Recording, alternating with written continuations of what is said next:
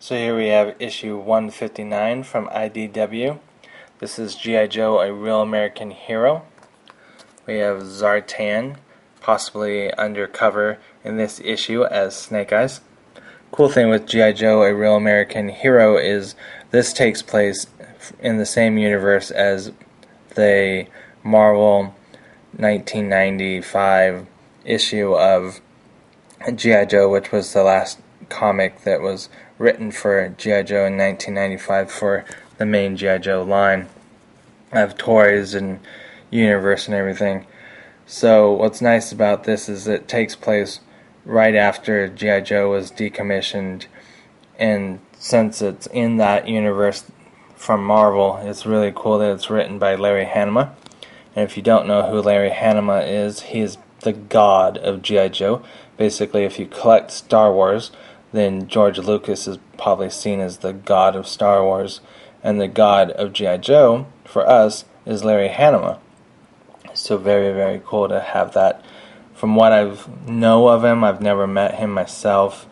He seems like a really nice, down-to-earth guy, and of course, I'm sure, just like myself, there's hundreds, if not thousands, of people that are so thankful to him for coming up with the backstories of so many characters that we like from G.I. Joe. Because you may not know this, but Larry Hannema has been heard saying, and also, it's been written, that the file cards originally weren't going to be part of G.I. Joe figures, but he needed something in order to keep track of all the information of hundreds and hundreds of characters. And so he had little dossiers or files for all the information that he had thought of for the characters for the comic. So when somebody who worked for Hasbro in the toy department saw what he was doing, they came up with the idea, hey, could we most likely put these on the back of the figures?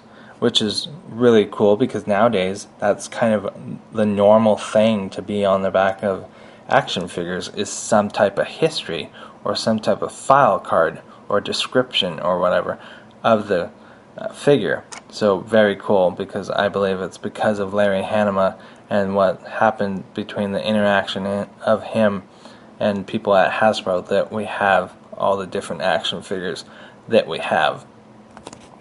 So that's really cool. Then here's number 60 from IDW, also of course written by Hannema. It looks like, and hopefully I'm pronouncing his name right, Hannema. Looks like it's the same artist as well as the previous one. So we have Real American Hero, G.I. Joe. Another kind of half and half thing. I'm not sure what's going on in this storyline, but kind of interesting how here we have Snake Eyes, yet he's got a cobra symbol on his head right there.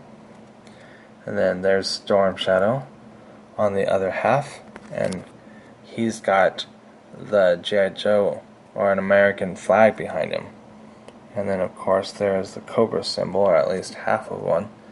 So that will be definitely interesting to see what's going on, if anything has to do with the cover, because I've heard that they can do a cover and the cover doesn't have to do necessarily with the story. They can be independently of each other, but definitely interesting to see that on those two. And then here we have the last one of IDW, G.I. Joe, a Real American Hero, that I have. Number 161, Larry Hannema, or Hama. And then it looks like a different artist this time. And it's basically Chuckles and the old school Viper. So that's the old school look of the Viper. And then if we can go back, but I'm also looking for the other thing I was going to mention. So this is what I was going to mention about with that part that's on the Baroness comic. There's a Zombies versus Everyone, 01/2011, IDW.